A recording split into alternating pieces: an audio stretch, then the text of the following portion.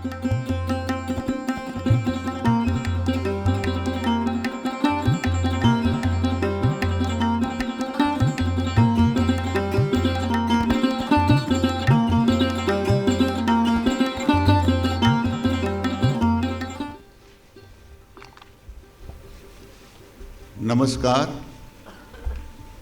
અત્રે પધારેલ કવિજણ શૈલેષ પંડ્યા વિનાશ, આપ સર્વ મિત્રો, ભાઈઓ અને બહેનો, આજે કવિ સંમેલનમાં મારે ઉપસ્થિત થવાનું થયું છે. આમ તો હું વાર્તાકાર, નવલકથાકાર, કવિ સંમેલનમાં ઉપસ્થિત થાઉં છું ત્યારે થોડી કવિતાની પણ મારે વાત કરવી પડે. હું હંમેશા અનુઆધુનિક કે આધુનિક વાર્તાની વાત કરતો હોઉં છું, પણ આજે હું કવિતાની આધુનિક અને અનુઆધુનિક વાર્તા કવિતાની વાત કરું. 1950 પછી આપણે ત્યાં આધુનિક કવિતાના વહેણો વહ્યા.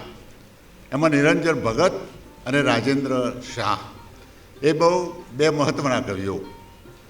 નિરંજન ભગત પરંપરા સાથે પનારો પાડીને પણ આધુનિક બન્યા છે. એમના છંદોલય કાવ્ય સંગ્રહમાં આપણે જોઈએ છીએ તો પવાલદીપના કાવ્યો અને મુંબઈ નગરીના કાવ્યો એ આપણને આધુનિક દિશા તરફ દોરી જાય છે.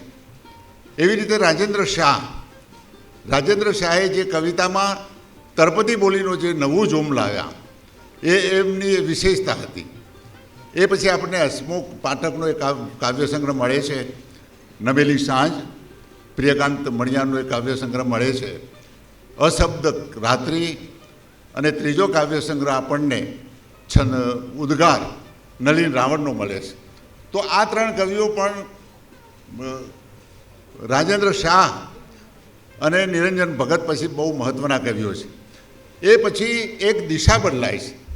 આપણે ત્યાં કવિતામાં ગીતો અને ગઝલોનું બહુ મહત્ત્વ હતું, પણ 1960 પછી એક કવિ એવો આવે છે કે જે અશાનદાસ રચનાઓ લઈને આવે છે, અને એ કવિનું નામ છે ગુલામ મોહમ્મદ શેખ.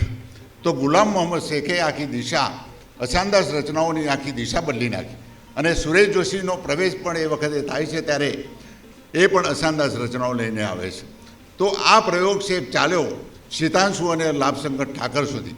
તો આ બે કવિઓએ પણ પોતાની કવિતામાં એવા કામણ પાથર્યા કે જે આધુનિક પછી અનુઆધુનિક યુગમાં બહુ મહત્ત્વના સાબિત થયા. અને એ ગીતોમાં બે કવિઓ એવા આવ્યા કે જે રાવજી પટેલ અને મણિલાલ દેસાઈ, આ બે કવિઓએ ગીતો રજૂ કર્યા અને ગીતોમાં એવું નાવીન્ય લાવ્યા કે જે બંને છવાઈ ગયા. પણ આ બે કવિઓની ઉંમર બહુ નાની ઉંમરે બંને અવસાન પામ્યા. અને એક ત્રીજો ગીતકાર રમેશ પારેખ. તો રમેશ પારેખ ધીરે ધીરે ઢાર ઉતરતી ટેકરીઓની શાખે મને તમને ફૂલ દેવાનું યાદ. તો આ કવિ અને એક અનિલ જોશી નામના કવિ કે કારો વરસાદ નથી મારા દેશમાં કે નથી પીરો વરસાદ તારા દેશમાં. તો આ ગીતકાર અને આ 3-4 ગીતકારો પછી આપણને ચીનુ મોદી અને રાજેન્દ્ર શુક્લ જેવા કવિઓ પણ મળે છે. તો આ કવિઓની સાથે સાથે હવે આધુનિકમાં અત્યારે ગઝલ બહુ મહત્ત્વનો સાહિત્ય પ્રકાર છે. હવે ગઝલમાં શું નવીન કરવું? મરીજ, બેફામ, ઘાયલ, શૂન્ય કે એવા જે ગઝલકારો હતા એ ગઝલકારોની સમાંતરે અત્યારે કવિઓ કેવા નવા નવા ગઝલો લખે છે એ આપણે ભાવેશ કે સ્નેહી પરમાર જેવા કવિઓમાં આપણે જોઈ શકીએ છીએ.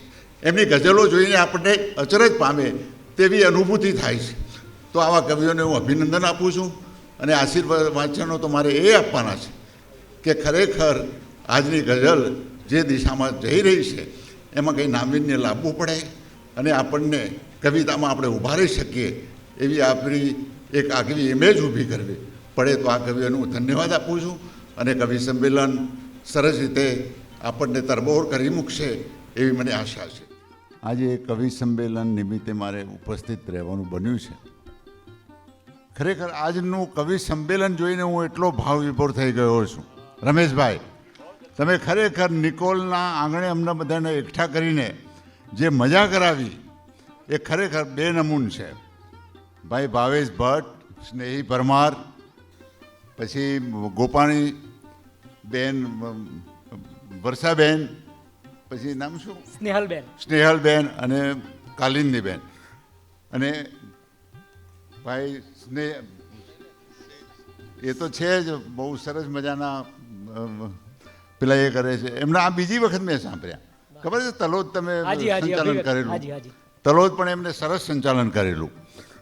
તો ભીનાસ પણ એક સારા કવિ છે અને આપ સૌ ઉપસ્થિત રહ્યા. 10:30 વાગ્યા સુધી આપ બેઠા રહ્યા છો. એ ખરેખર આ કવિ સંમેલનને આભારી છે. આ બધા કવિઓએ તમને જે રીતે મજા કરાવી, અને આ કવિતાઓ બધી હસવાની નહોતી. આ કવિતામાં જે ગાંભીર્ય છે, બહુ મહત્ત્વનું ગાંભીર્ય છે.